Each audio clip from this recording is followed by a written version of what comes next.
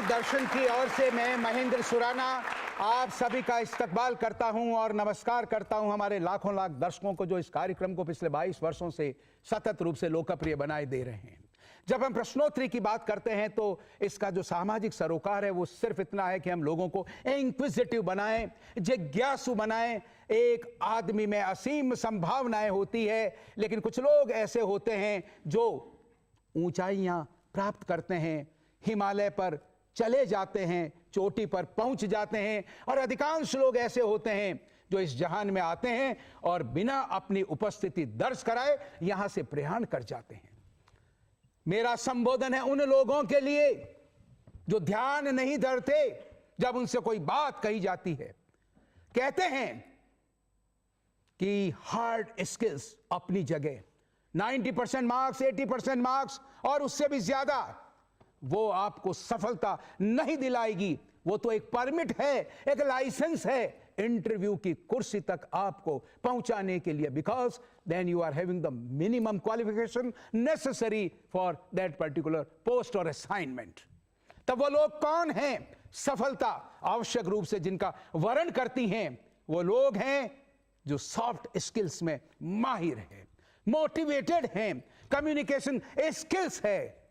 तो आइए आरंभ करने जा रहे हैं इन्हीं उद्देश्यों की प्राप्ति के लिए कि शायद कुछ योगदान दूरदर्शन का भी हो। आरंभ कर रहे हैं आज का प्रश्नोत्तरी कार्यक्रम, और मैं दर्शकों को बताना चाहूंगा मणिपाल यूनिवर्सिटी जयपुर के विद्यार्थी, तालियां जोरों से बजाइए अपने लिए आप जोरदार तरीके से।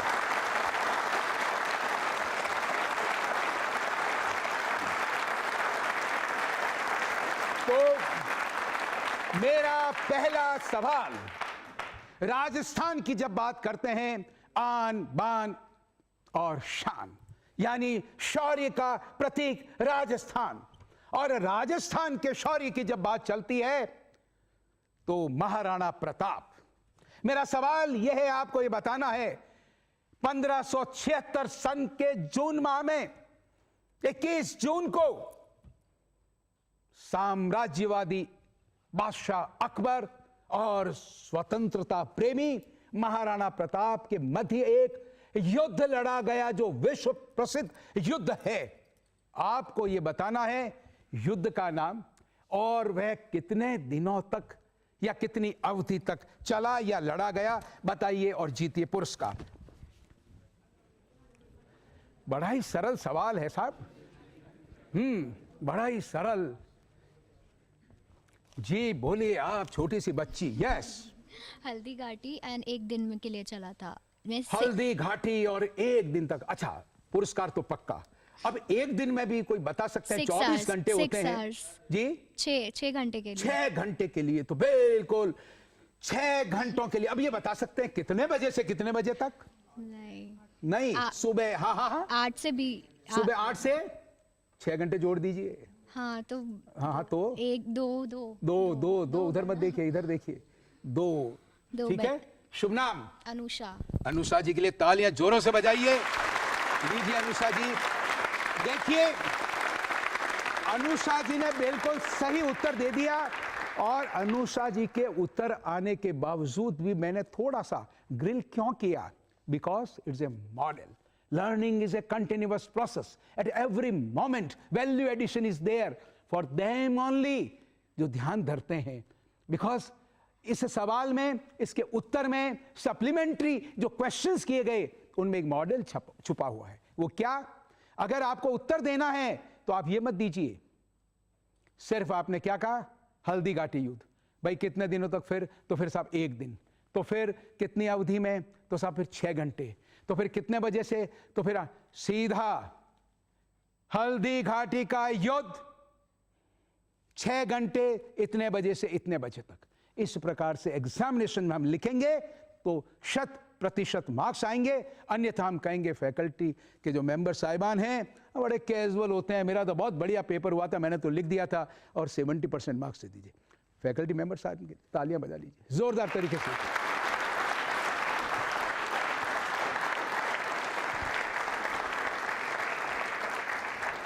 और जब राजस्थान के शौर्य की बात करते हैं तो मैं कोट करना चाहूंगा इंग्लैंड के प्रख्यात कवि किपलिंग। उन्होंने राजस्थान के शौर्य की बात, राजस्थान की जो वीर भूमि है उसके शौर्य से अभिभूत होकर के कहा था, यदि विश्व में कोई ऐसा स्थान है जहां वीरों की हड्डियां मार्ग की धूल बनी है तो वह राजस्थान है। इसी संदर्भ में हम आपको एक प्रसिद्ध इतिहासकार द्वारा मरुधरा पर न्यौछावर होकर के लिखी गई कुछ पंक्तियों का उल्लेख करना चाहते हैं। आप उसे सुने और आपको ये बताना है ये पंक्तियां किन की है और कहां पर उन्होंने लिखी है, यानी ये अभी जो मैं उच्चारित करने जा रहा हूं ये कहां से उद्धृत की गई है। राजस्थान का कोई छोटा सा राज्य भी ऐसा नहीं है जिसमें थर्मोपोली जैसी रणभूमि नहीं हो, और शायद ही कोई ऐसा नगर मिले जहां लियोनिडिस जैसा वीर पुरुष पैदा नहीं हुआ हो। आपको बताना है कौन महान इतिहासकार ने इन शब्दों को लिखा और कहां पर लिखा। यस, एकमात्र एक बच्चा जी, आप खड़े होइए जी। कर्नल जेम्स टोड ने। James Tod, colonel James Tod, बिल्कुल सही। और annals and activities of Rajasthan book में। Annals and antiquities antiquities of Rajasthan नहीं होनी चाहिए। पुरस्कार तो पक्का हो गया आपका। शुभ नाम? हेमेंद्र शेखावत। हेमेंद्र जी के लिए तालियां जोरों से बजाइए, जोरदार तरीके से। Annals and antiquities of Rajasthan, colonel James Tod. तालियां जोरों से बजनी चाहिए, क्या बात है।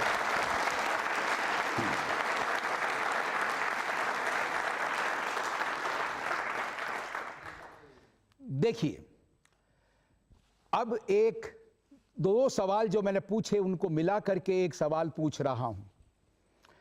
सन 1931 दूसरा गोलमेज सम्मेलन, महात्मा गांधी के सामने अंग्रेजों का एक यक्ष प्रश्न, एक सवाल उन्होंने दागा, क्या भारतवासी अपने देश की सीमाओं की अखंडता की रक्षा कर पाएंगे यदि हम उन्हें आजादी दे दें? यह प्रश्न पूछा गया तो गांधी जी ने कर्नल जेम्स टॉड की किताब annuls and antiquities of Rajasthan के उद्धरण का हवाला दिया। उन्होंने पढ़ा और उन्होंने कहा कि राजस्थान के इतिहास में ऐसे सूरमा हुए हैं, तो उन्होंने एक युद्ध का जिक्र किया गांधी जी ने एनाल्स और एंटिक्विटीज के हवाले से। वो कौन सा युद्ध था और उसमें विशेष बात जो उन्होंने कही कि आप देश की अखंडता और एकता की बात करते हैं, एकता अक्षुण्ण रहेगी।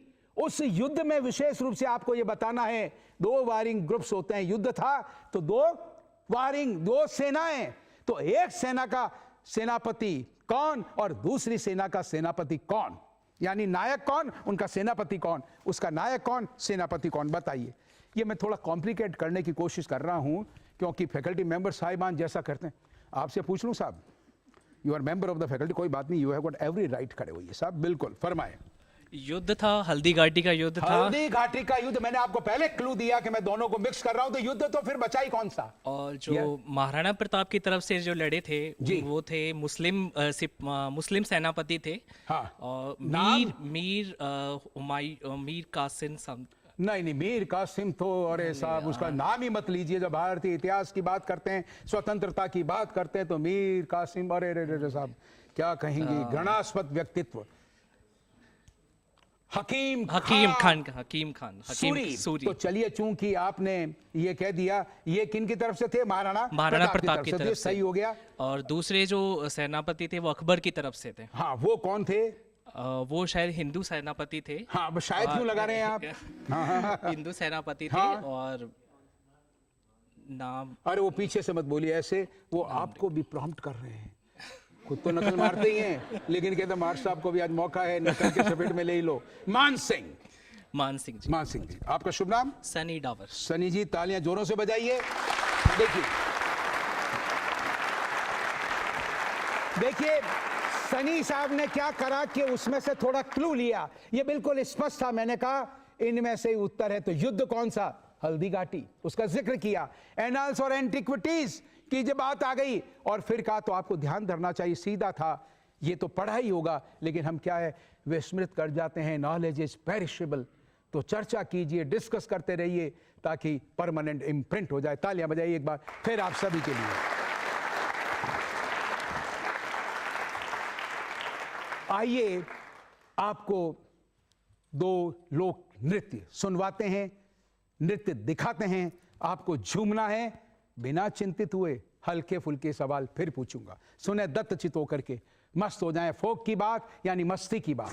आओ जी आओ हमारे शिवड़ेरा पावड़ा, तारा छाई रात खाने आया सरसी हो, तारा छाई रात खाने आया सरसी, ये तो मेरा जी हारे बड़ा मन भावना, ये तो मेरा जी हारे बड़ा मन भावना, मन डरी प्यास को बुझाया सरसी हो, मन डरी प्यास को बुझाया सरसी।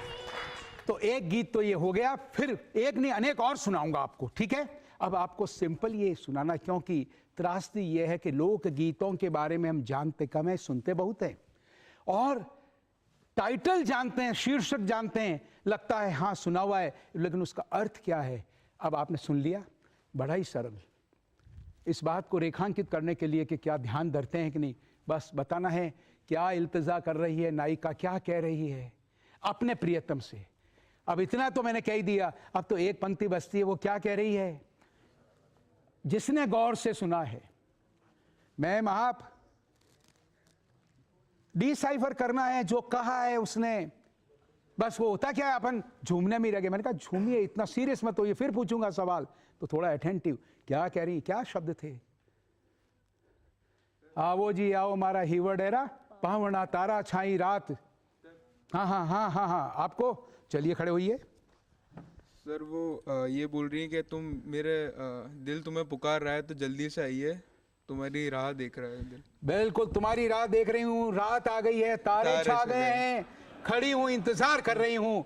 क्या नाम है। सुख शर्मा। सुख शर्मा जी, आप तो सुखी हैं, लेकिन उसकी वेदना को आपने कैसे समझ लिया।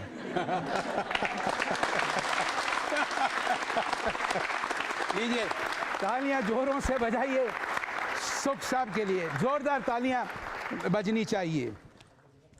देखिए कोई भी जो संस्कृति होती है उसमें रीति रिवाज परंपराएं अति महत्वपूर्ण होते हैं। आपने देखा होगा भारत यानी उत्सव धर्मिता, हर दिन कोई न कोई त्योहार और हम मनाते हैं और आनंदित होते हैं। आपने देखा होगा ऐसा ही एक त्योहार है, अवसर है, अक्षय तृतीया, आखा तीज, कुख्यात हो गई बाल विवाह के कारण। और उसका कारण यह है कि इतने शुभ इसे माना गया है कि बिना सावे के, यानी अबूझ सावा कहते हैं, जोशी को दिखाने की जरूरत नहीं, और सीधा हम क्या करते हैं, लग्न मंडप और शादी। ठीक है, आपको यह बताना है अक्षय तृतीया अबूझ सावा क्यों माना जाता है, या अक्षय तृतीया का भारतीय संस्कृति में महात्म क्या है, महत्व क्या है, विशिष्टता क्या है। अक्षय तृतीया, नाम पर गौर करो रे, अक्षय तृतीया, अक्षय। अब इससे ज्यादा तो क्लू क्या दूं सनी साहब, इतना देने के बावजूद भी हाथ खड़े नहीं हो रहे हैं, एक आध हुआ है। इतना बड़ा क्लू, अक्षय, अक्षय। एक बच्चे ने हाथ खड़ा किया है, अच्छा बच्ची ने भी किया है, पहले आपने किया है, आपने, आर यू श्योर। आपको इसलिए मानता हूं कि आप देख सकते हैं आगे। चलिए बोलें आप। इस दिन जो भी दान हाँ, दक्षिणा हाँ, करी जाती है हाँ, वो सब शुभ होती है और उसका बहुत बेनिफिट मिलता है। बस, तो अब आपका शुभ नाम बताओ। युविका जी, युविका। युविका। युविका जी मुस्कुराइए, तालियां तो बजाई दीजिए युविका जी के लिए। अब देखिए युविका जी ने चीजों को देखा है, पढ़ा है। जब हमने ये कहा कि हम भारतीय संस्कृति के बारे में, राजस्थान में विशेष रूप से जो रीति रिवाज हैं, मेले हैं, तीज है, त्योहार है, कल्चर है राजस्थान की, उन सब के बारे में सवाल आपसे पूछने वाले हैं। तो अक्षय का मतलब जिसका क्षय नहीं होता, जिसका नाश नहीं होता। तो आपने कहा इस दिन जो दान पुण्य या जो भी कुछ किया जाता है, तप किया जाता है, जप किया जाता है, साधना की जाती है, उसका जो फल मिलता है, कन्यादान भी शुभ कार्य माना गया है, तो उसका जो फल है वो अक्षय होता है, उसका नाश नहीं होता। तो आगे से पूरा रहना चाहिए। अक्षय मीन्स जिसका नाश नहीं हो, फल का शुभ तो है ही, लेकिन इतना महान अवसर, तालियां बजाइए फिलहाल इनके लिए आप।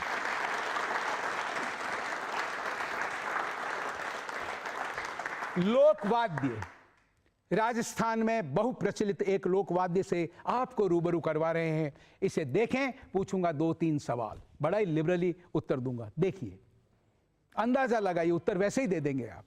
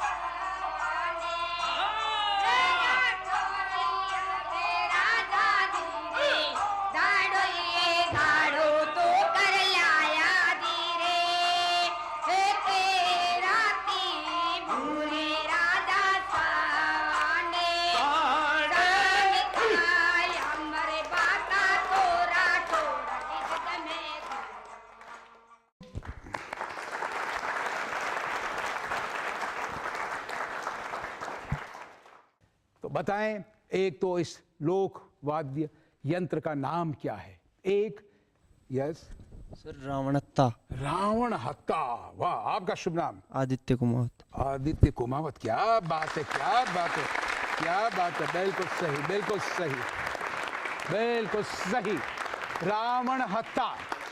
और आपको ये बताना है कि जो पुरुष जो बजा रहे थे, महिलाएं जो गायन कर रही थी, इन्हें क्या कहते हैं? पुरुष और महिला को ये बताइए और जीतिए पुरस्कार। Yes ma'am. भोपा भोपी। भोपा और भोपी। वाह, आपका शुभ नाम? सुनिष्ठा। सुनिष्ठा। वाह, क्या बात है मैम, बिल्कुल भोपा और भोपी, बिल्कुल सही।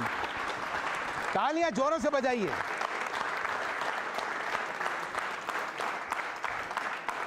देखिए, आपने देखा होगा पीछे फड़ कहते हैं या पड़ भी कहते हैं, उस पर जो महान देवता हुए हैं, पाबू जी, जवार जी, डूंगर जी, इनकी जो महान गाथाएं हैं उनका वर्णन किया जाता है। और इसमें एक दिया होता है, शाम के समय जजमान जब बुलाते हैं, जिनके यहाँ भी, वहाँ पर दिए से एक पर्टिकुलर पिक्चर बनी हुई है, वहाँ पर दीपक से दिखाते हैं और वो गायन तदनुसार करते हैं उस सिचुएशन का, उस इवेंट का। फिर अगली, एक क्रम से प्रारंभ होकर के समापन होता है। तो पुराने ज़माने में ये भी एक माध्यम था लोक शिक्षण का। तालियां बजाइए मैम के लिए और उनके लिए जोरदार तरीके से आप।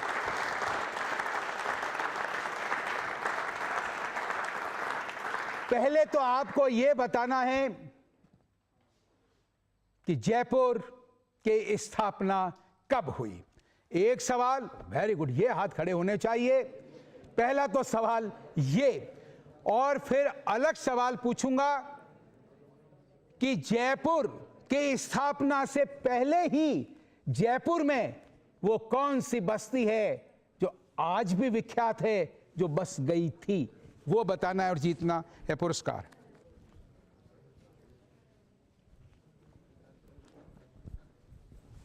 जी बोले आप। 18 नवंबर 1727। 1727। आपका शुभ नाम? मेघना। मेघना जी, तालियां बजाइए मेघना जी के लिए। और मेघना जी ने एक मैसेज दिया है। कई बार कोई छोटी छोटी घटनाएं घटती है लेकिन वो कालजयी बन जाती है। 1727 18 नवंबर। तालियां बजाइए जोरों से इनके लिए।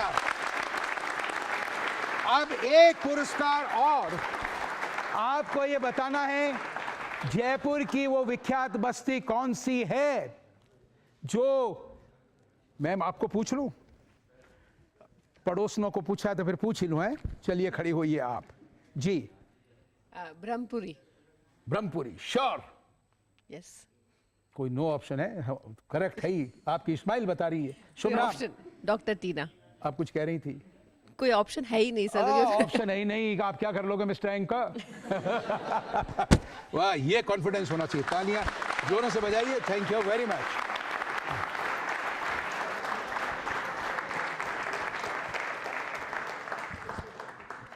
देखिए और विशेष बात आपको ये बता दूं कि जयपुर की जो स्थापना हुई तो ये तय किया गया था सवाई जयसिंह द्वारा कि भाई अपने को ये स्थापित करना है तो उस समय उससे पहले उन्होंने देश के अलग अलग हिस्सों से जो विद्वान लोग थे पंडित थे उनको जयपुर बुलाया गया कहां कहां से बुलाया गया बंगाल से महाराष्ट्र से गुजरात से 1710 से 1717 के मध्य गढ़ गणेश की पहाड़ी की तलहटी में एक बस्ती बसाई गई वहां पर वो निवास करने लगे अपने घर बनाए और ये बस्ती जानी गई किस नाम से ब्रह्मपुरी तालियां जोरों से बजाइए सभी के लिए आइए अब आपको रूबरू कराते हैं दो अति लोकप्रिय लोक नृत्यों से सुने और फिर पूछूंगा सवाल अब आप क्लू ले सकते हैं पहले प्रश्न में मैंने क्या सवाल पूछा था उसको ध्यान में धरते हुए तैयार होइए झूमना तो है ही।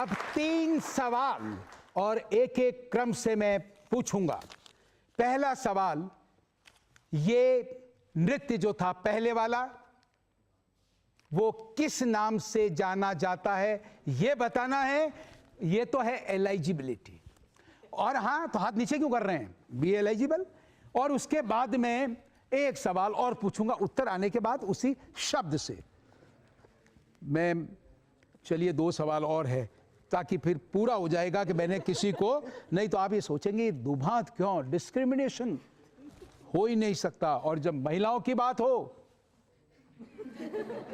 असंभव खड़ी हुई हैं आप जी घूमर घूमर चलिए पुरस्कार तो पक्का एलिजिबिलिटी लेकिन मैंने पुरस्कार तो पक्का कर दिया अब आप ये बताइए जो घूमर है यानी घाघरे का जो घेर है इतना इसको क्या कहते हैं घूमर के संदर्भ में और इसी में से निकालना वर्ड एक आध शब्द को ड्रॉप कर दीजिए घेर अरे इसी में से घूमर एक शब्द को ड्रॉप करिए कौन सा इररिलेवेंट लग रहा है घूम घूम घूम घूम तो घूम कह दिया तो अब कोई आंसर मेरे पास नहीं है आपका शुभ नाम मलिका मलिका जी के लिए तालियां जोरों से बजाइए मलिका जी के लिए जोरदार घुम कहते हैं तो ये हो गया the whole idea is clue is given पर एक शर्त होती है ट्राई टू बी रेलिवेंट तो कौन सा र हटाया जा सकता है घूम घूमना घुम ठीक है चलिए अब दूसरा सवाल आपको यह बताना है कि जो घूमर नृत्य है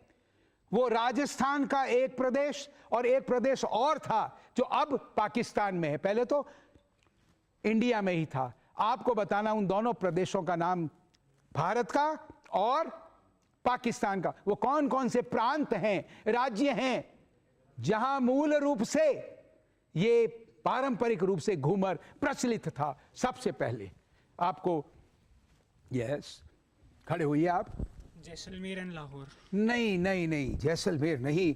अरे जैसलमेर आप क्यों बोल रहे हो, वो राज्य थोड़ी है। इतना बढ़िया मौका था आपको, और अब तो क्लू ले लो, जैसलमेर से ही राज्य का नाम बोलना है। जी बोलो आप। सर राजस्थान और हैदराबाद। राजस्थान, तो एक तो देखिए क्लियर हो गया, राजस्थान क्लू ले लिया, और हैदराबाद करेक्ट नहीं है, लेकिन पुरस्कार दे देता हूं। शुभ नाम? आरिफ अली। आरिफ अली, वाह, आरिफ अली के लिए तालियां जोरों से बजाइए। नहीं तो मैम लोग ये कहेंगे कि दुबात वान नहीं की, लेकिन यह दुबात कर रहे हैं, तो इसलिए आधे में ही। अब बताइए, और देखिए अब आपको क्लू देता हूं। पाकिस्तान का जो प्रांत है वो मानव संस्कृति की बात करते हैं तो सबसे प्राचीन संस्कृति। उस समुदाय के लोग वहां से यहाँ आए और वो छा गए हिंदुस्तान में व्यापारियों के रूप में। अरे अब आपको अंदाजा लगाइए वो प्रांत कौन सा हो सकता है। जी जी जी जी जी जी बोलिए आप। सिंधी। सिंधी, तो सिंध प्रांत इज सिंध। अब देख थोड़ा थोड़ा छूट दे रहा हूं, इसलिए आपको भी concession is hereby granted. शुभ नाम बताओ। सर दुष्यंत राठौड़।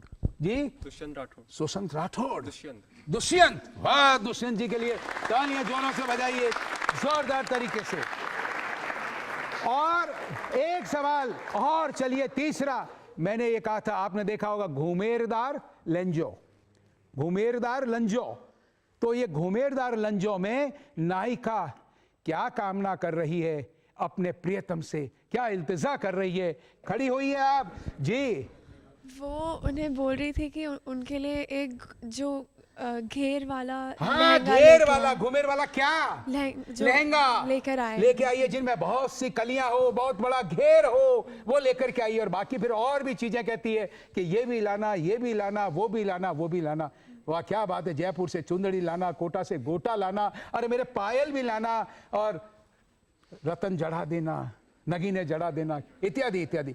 शुभ नाम? शिवाली पाठक। शिवाली के लिए तालियां जोरों से बजाइए, जोरदार तालियां बजाइए, जोरदार तरीके से।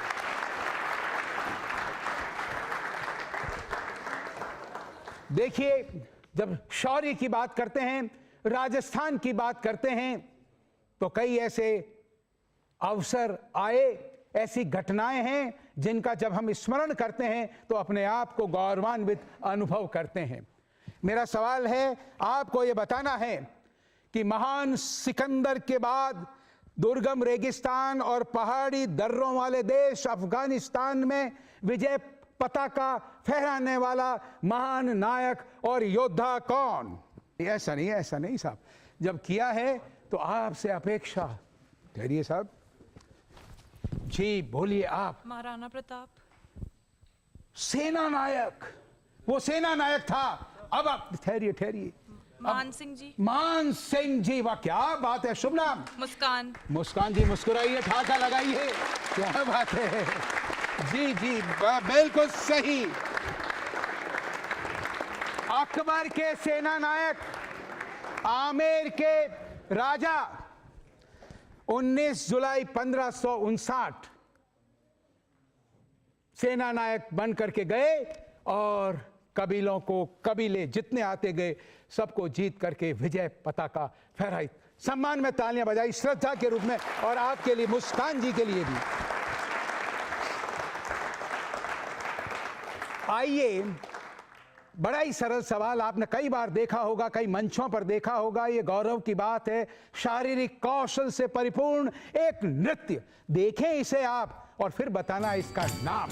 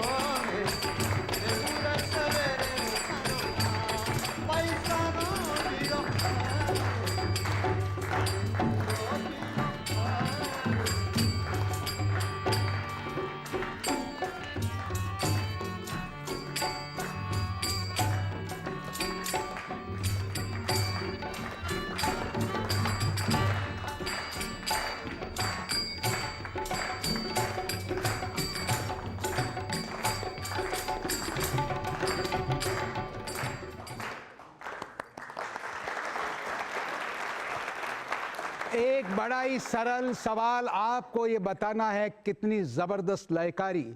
ऐसा प्रतीत होता है कि शास्त्रीय कला हो और जिस प्रकार से चकरियाँ और जिस प्रकार से भाव भंगिमाएं अंगों की, ऐसा प्रतीत होता है मानो कथक नृत्य हो। आपको बताना है इस नृत्य का नाम और जीतना है पुरस्कार। चलिए साहब, आप ही को पूछता हूँ, बताएं आप। चरी नृत्य? चरी नृत्य नहीं है साहब, चरिया तो है, यानी घड़े तो हैं, एक नहीं अनेक हैं, और इसमें भी कई रिकॉर्ड बुक्स में दर्ज हैं, किसी ने इतने घड़े, किसी ने इतने घड़े, लेकिन ये नृत्य नहीं है, ये नहीं।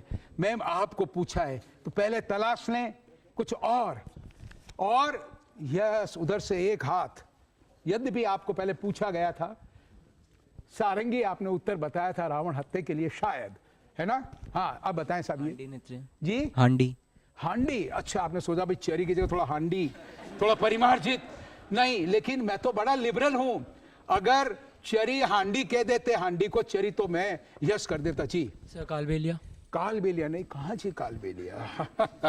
जी कोई बात नहीं, आपने सोचा कि नृत्य का बोलो, शायद कोई कंसील करके ऐसा किया गया हो। सर मटकी, अच्छा नहीं। चरी, हांडी, मटकी, अब कुल्लड़ी आने वाला है। फिर कुल्लड़ पे जाएगा मामला।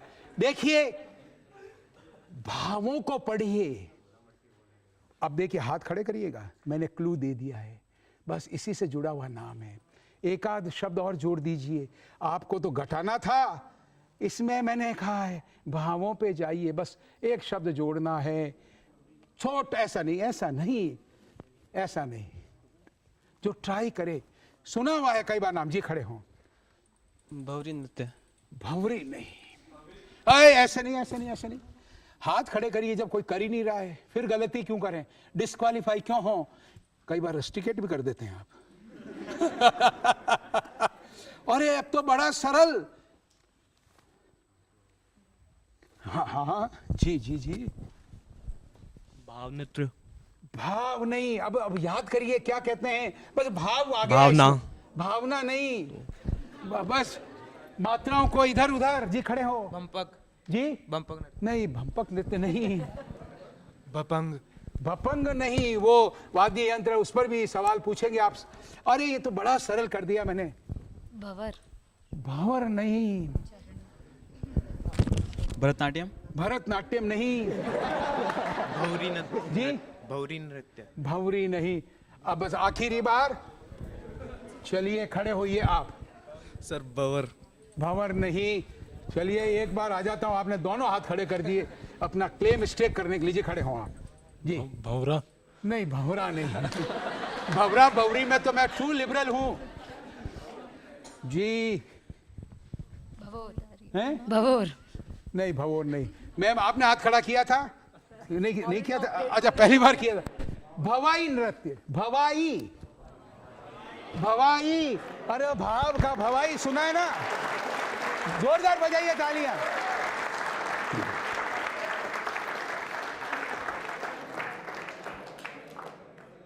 ग्राम रास्तापाल डूंगरपुर की वो महानायिका, अमर शहीद, बाल्यावस्था में ही शहीद हो गई। उनका त्याग अतुलनीय, अपने शिक्षक की जान बचाने के लिए अपने प्राणों को त्याग दिया। आपको बताना है और उस अमर स्वतंत्रता सेनानी महानायिका का नाम, जिनका स्मरण कर हम अपने आप को गौरवान्वित अनुभव करते हैं। स्कूली छात्रा।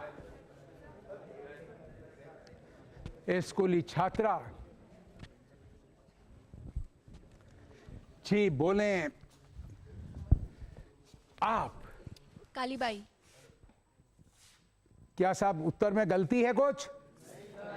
तो फिर नीचे हाथ करके एक ही चारा आपके पास है। शुभ नाम? सलोनी गुप्ता। सलोनी जी अभी तक ये नहीं समझे, एक ही चारा मीन्स तालियां बजाओ।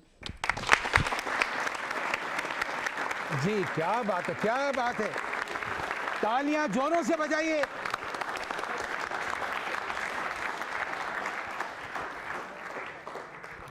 देखिए, घटना आप थोड़ा जान लीजिए। 19 जून 1947, आज़ादी से थोड़ा पहले, और उनके शिक्षक थे सेंगा भाई। उनकी जान बचानी थी क्योंकि नाना भाई खाट जो टीचर थे, अंग्रेज नहीं चाहते थे कि स्कूल खुले, बच्चों को पढ़ाया जाए, बच्चियों को पढ़ाया जाए, इत्यादि इत्यादि, और उनकी हत्या कर दी गई थी बंदूक के कुंदे से मार मार करके।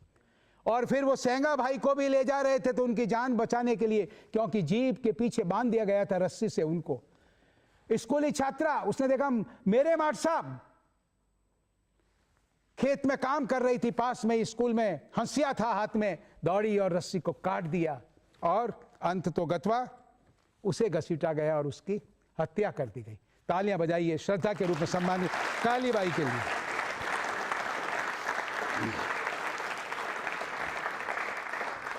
देखिए, जयपुर के महाराजा जिनके नाम से शासन चलते हैं, आराध्य देव गोविंद देव जी, इनके बारे में एक सवाल आपको यह बताना है कि उनकी जो मूर्ति है, उनका जो श्री विग्रह है, उसको ब्रजकृत क्यों कहते हैं? ब्रजकृत क्यों कहते हैं? रियासती जयपुर के आराध्य देव, और हमारे भी आराध्य देव हैं अभी, गोविंद देव जी का जो श्री विग्रह है उसे ब्रजकृत क्यों कहते हैं? क्योंकि उसे वृंदावन से लाया गया था। तो क्या हुआ? हाँ हाँ हाँ, नहीं कोई बात नहीं, बस प्रश्न तो पूछ ही सकते हैं भाई आगे कि भाई क्यों। हाँ जी, कोई और? साहब आपसे तो पूछा गया है, और कोई? आप उत्तर दे सकते हैं लेकिन पुरस्कार नहीं दूंगा। अगर ये शर्त मंजूर हो आपको तो खड़े होइए, फिर आप तो फिर हाँ अच्छा, गोविंद देव जी की आराधना में। ये एक शायद कहानी है हाँ। कि ब्रजनाथ जी जो उनके पड़पोते थे, हाँ। तो उन्होंने अपनी दादी जी से किन पूछा, के- किन के पड़पोते? श्री कृष्ण जी के पड़पोते हाँ, से। हाँ। तो उन्होंने अपनी दादी जी से पूछा कि आपने तो कृष्ण भगवान को देखा है, तो उनके रूप का वर्णन कीजिए। तो जिस तरह से उनके रूप का वर्णन किया गया, उसी तरीके से उनकी मूर्ति बनाई गई। जी। पहली मूर्ति जब बनाई गई तो दादी जी ने ये कहा, उनकी ब्रजनाथ जी की जो थी, कि इनके तो चरण इस तरह के हैं जो कृष्ण भगवान से मिलते हैं, फिर चरणारविंद मिलते ठीक हैं। है। दूसरी बार उनकी मूर्ति बनाई गई तो उनसे लिखा गया कि उनका वक्षस्थल जो है वो उनसे बहुत मैच करता है कृष्ण जी से। जी। तीसरी बार जब उनकी मूर्ति बनाई गई तो दादी जी जैसा ने कि वो वर्णन कर रही थी, इम्प्रोवाइज कर रहे थे। हाँ, तो उन्होंने क्या किया, एकदम से अपने घूंघट को नीचे कर लिया और उन्होंने कहा कि ये तो कृष्ण भगवान ही हैं। नहीं, कहने की जरूरत ही नहीं, घूंघट नीचे कर लिया तो इसलिए हाँ, तो इसलिए उसको जो ब्रज। ब्रज तालियां कहा बजाइए जाता सब जोरों से सनी साहब के लिए। और देखिए, आपने ये कहा मैंने शर्त मंजूर, और गोविंद देव जी की बात है, पुरस्कार नहीं लूंगा, लेकिन कोई हो सकता है कि उसके दर पर जाए, उसकी बात करे और खाली हाथ घर जाए। संभव है? नहीं। धीरे से क्यों बोला? नहीं। हाँ, नहीं तो लोग ये समझते ईर्ष्या भाव सनी साहब के प्रति कि इनको दो दो मिल रहे हैं। तालियां बजाइए सनी साहब के लिए, पूरी जोरदार तालियां, जोरदार तालियां बजाइए।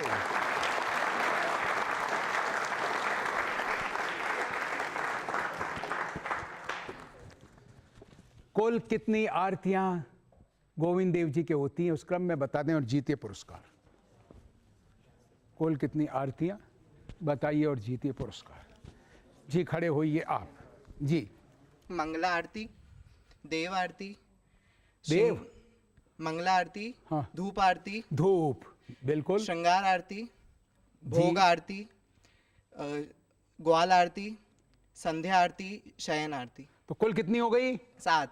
आपका शुभ नाम? कलश जैन। कलश जैन। थोड़ा सा देव और पहला हो रहा था, है ना?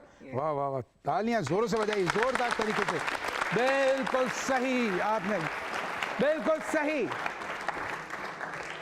और भोग को राजभोग, यानी इसको क्रम कह सकते हैं, मंगला, धूप, श्रृंगार, राजभोग, ग्वाल, संध्या और शयन। तालियां बजाइए इनके लिए जोरदार तरीके से आप।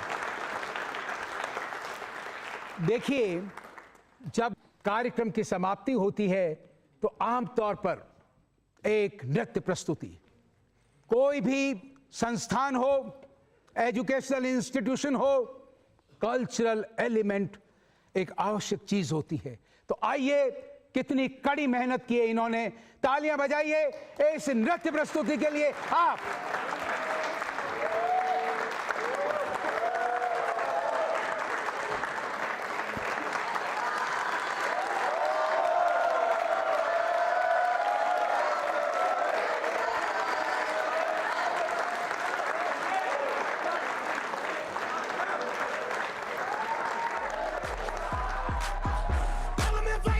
You know, let y'all